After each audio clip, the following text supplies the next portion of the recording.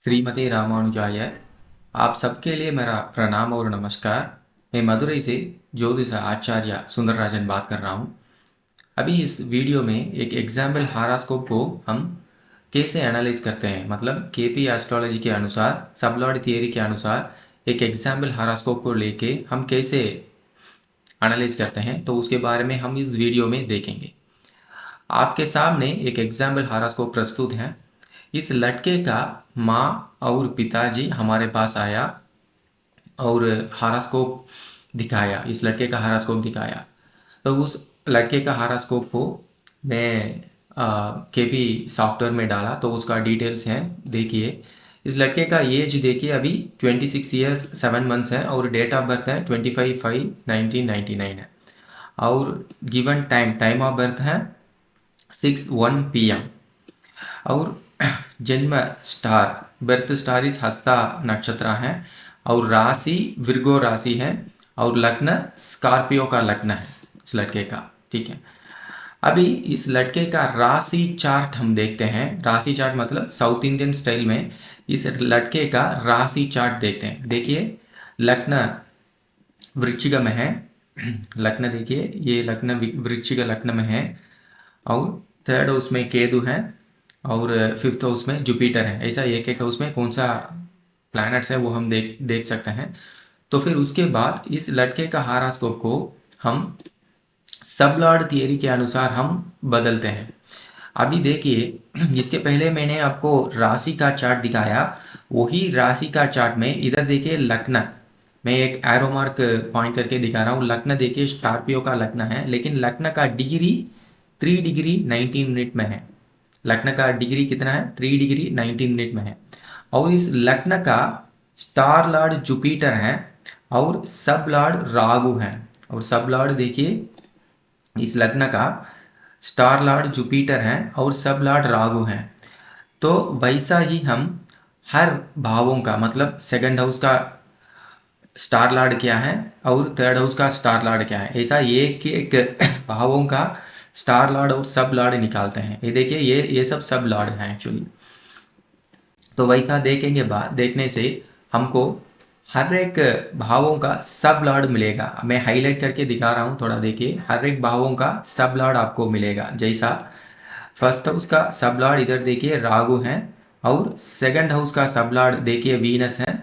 Third house का सब Lord देखिए जुपिटर है। फोर्थ हाउस का सब लॉर्ड वीनस है।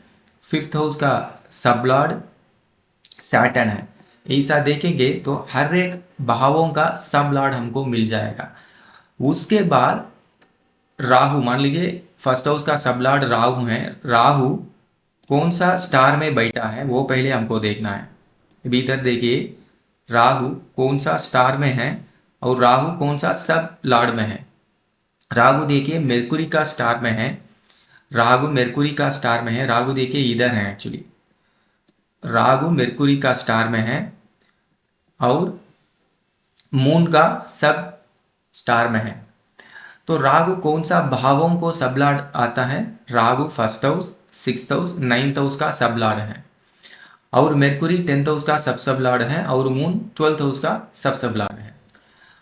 अभी इस हारास्कोप को हम एक एक भावों के अनुसार हम देखेंगे तो हमको कुछ चीज पता चलेगा। पहले देखिए, ये लग्न सब लॉर्ड, लग्न हम बोलते हैं जातक का सोच विचार और जातक का ब्रेन का एक्टिवेशन कैसा रहेगा, उसका कैरेक्टर कैसा रहेगा, उसका इंडिविजुअल गुण कैसा रहेगा, ये सब लग्न हमको बताता है। अभी इसमें देखिए, लग्न का सब लॉर्ड राहु आया है। Rahu is connected with first house, sixth house and ninth house. Rahu is connected with first house, sixth house and ninth house. तो ऐसा देखेंगे तो लग्न का एक्टिवेशन फर्स्ट हाउस से हो रहा है और वो सिक्स्थ हाउस से कनेक्टेड है और नाइन्थ हाउस से कनेक्टेड है। तो जातक का सोच विचार कैसा रहेगा, काम के ऊपर सोच रहेगा। और ninth in the sense, ninth house is related to doing something new. Actually ninth house is related to doing something new and we also call it as the foreign house. 12th house is foreign house as well as ninth house is also foreign house.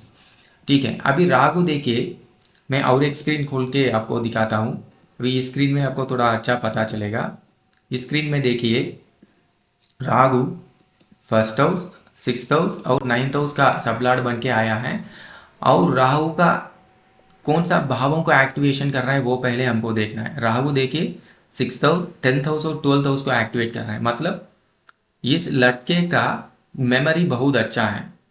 और इस लड़के का attitude, मतलब ये थोड़ा attitude दिखाएगा। Attitude मतलब क्या होता है सर, कि दूसरों का कमांड के लिए इतना अ, अ, अगर मतलब कोई कुछ बोल रहे हैं, मान लीजिए तुम ये काम करो वो काम करो, ऐसा कुछ इसको ऑर्डर दे दिया, तो ये लड़का उस ऑर्डर को नहीं मानेगा एक्चुअली।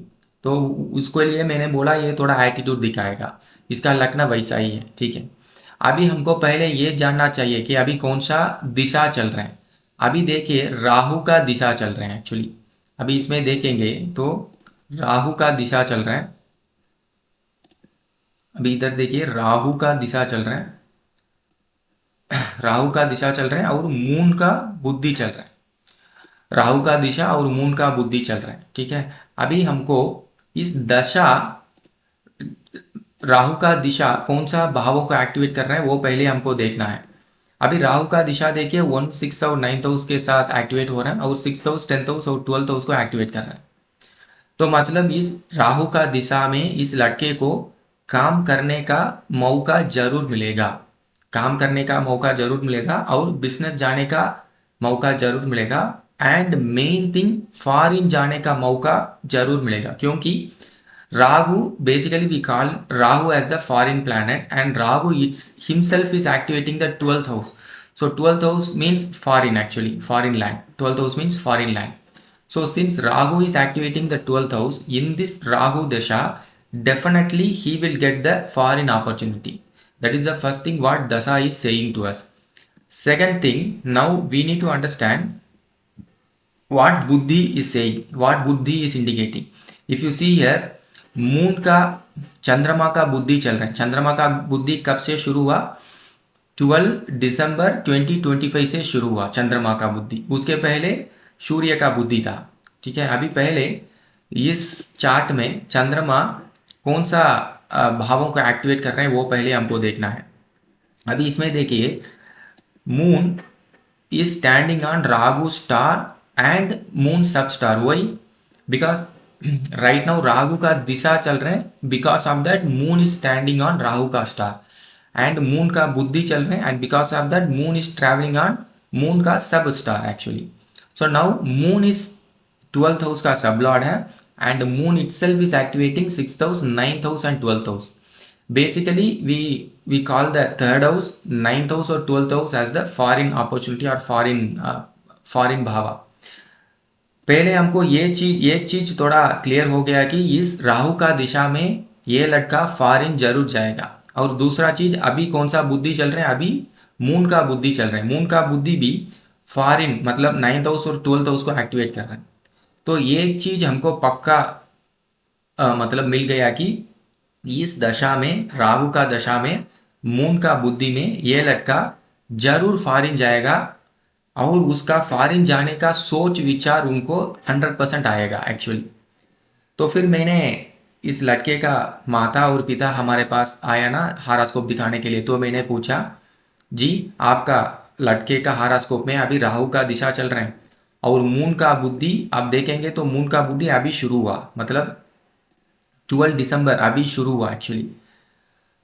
12 दिसंबर में ही शुरू हुआ। तो मुझे यकीन है कि आप जरूर फॉरेन अपॉर्चुनिटी के बारे में पूछने के लिए आए होंगे कि इस लड़के का हारास्कोप के अनुसार इस लड़के को फॉरेन जाने का मन है, because moon is connected with मन, mind actually. Moon is connected with the मन and definitely this person will have the thought process of going to foreign. तो फिर उनका पेरेंट्स ने मुझे बताया एग्जैक्टली सर हमारा इम्पॉर्टेंट क्वेश्चन यही था एक्चुअली, इसके लिए हम आपके पास आया हारास्कोप दिखाने के लिए। क्या हमारा बेटा फॉरेन जा सकता है क्या? अगर फॉरेन जाएगा तो फिर उधर सर्वाइव कर सकता है क्या, मतलब कमा सकता है क्या? यही उनका क्वेश्चन था, ठीक है। तो पहले चीज क्या, उनका पहला क्वेश्चन क्या था? सर मेरा बच्चा मेरा बेटा फॉरेन जा सकता है या नहीं जा सकता है, वो पहले क्वेश्चन के लिए मैंने आंसर बता दिया कि 100% he will go to foreign in this दशा एंड इन दिस बुद्धि, 100% he will go to foreign, ठीक है। And now comes the second question. Second what is there second question, sir अगर मेरा बेटा फॉरेन जाएगा तो उधर वो अच्छा कमाएगा, मतलब सर्वाइव कर सकता है क्या, ठीक है। तो इसके लिए हमको पहला लग्न को देखना है, 12th हाउस को देखना है, उसके बाद दशा बुद्धि को देखना है एक्चुअली। तो देखिए अभी लग्न राहु आया है, लग्न इज वेरी स्ट्रांग बिकॉज लग्न is activating 6th house, 10th house and 12th house, so लग्न is very strong, so which means he will definitely earn if he goes to foreign.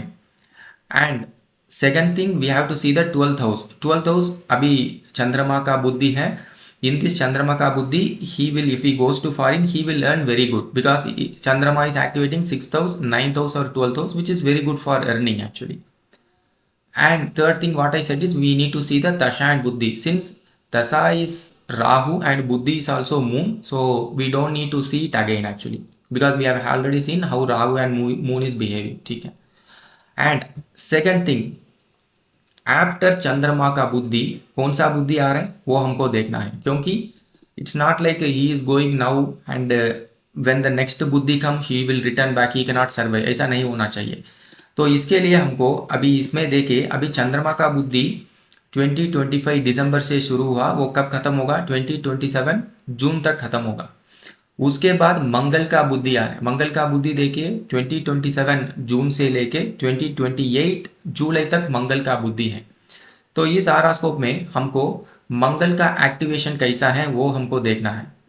अभी इस आरास्कोप में देखिए मंगल प्लैनेट 10th हाउस को activate कर रहा है और सूर्य का स्टार में है और वीनस का सब स्टार में है। तो मंगल कौन सा भावों को एक्टिवेट कर रहे हैं, 2nd house, 4th house, 10th house, which is very very better than this Chandrama ka buddhi. Mangal planet is very very better than Chandrama actually.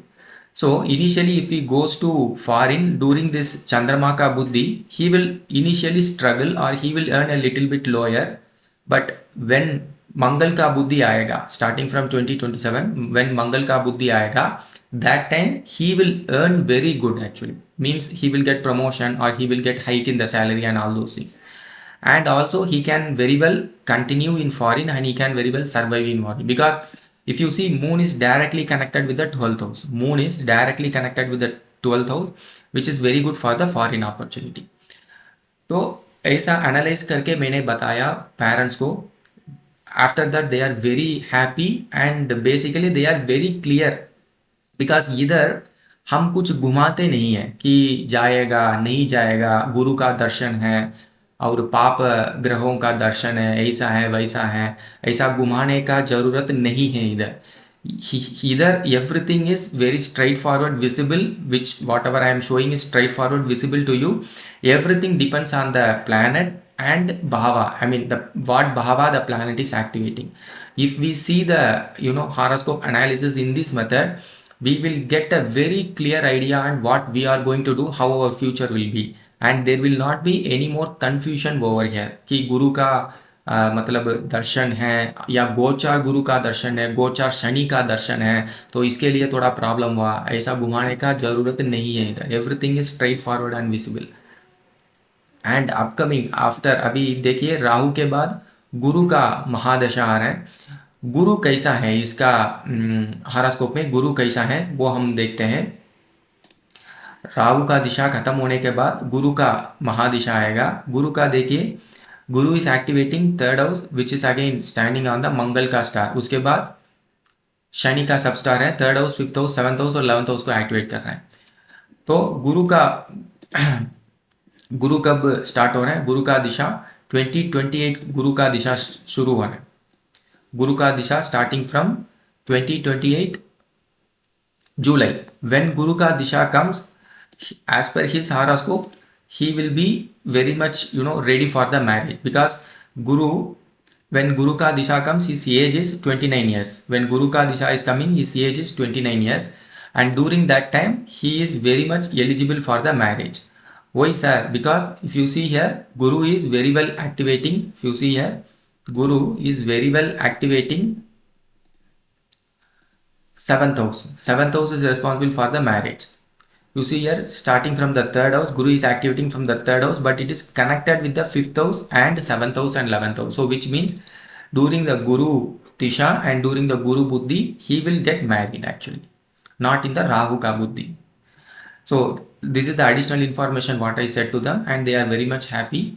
And because their confusion got cleared within a few minutes itself. Actually, their confusion and their question and all those things got very cleared in a few minutes. Because right now their son is trying for the foreign opportunity, and a lot of opportunities coming on his way. So the question is that whether my son can go to foreign, and if he goes to foreign, whether he can survive or not. So I gave a very good clear explanation to them, and they are very much happy. So what I'm trying to say here is this is the way we need to see the horoscopes are actually. Because if you see here, each and every planet means each and every bhava and planet is standing on some degree. If you see here, ninth house is standing on 1 degree 35 minute. The same Rahu is also standing on 22 degree 54 minute. So what is the star lord for this degree and what is the sub lord for this degree? All these things we need to analyze here. And which planet is activating which bhava. For example, if you see here, this is the planet chart. If you see here, the first is the sun. Sun is standing on moon ka star. Uske baad moon ka sub star. Similarly, for each and every planet, we need to check here. What is the planet? What is the star lord? What is the sub lord and all those things. And the similar way we need to see for bhava. If you see here, these are all the 12 bhavas. What is the sub lord for the first bhava? What is the second, sub lord for the second bhava? And what is the star lord and sub lord for each and every planet? All these things we need to analyze. If we generate a chart in this method and if we tell the prediction in this method, so definitely it will be 100% correct, sir. Provided if they given the proper birth time, that is also there. And other thing is that each and every bhava will have lot of characters. 12th house is not only the foreign house. 12th house we call it as a Maraivusthana. Maraivusthana means secret place actually. 12th house we call it as a secret house.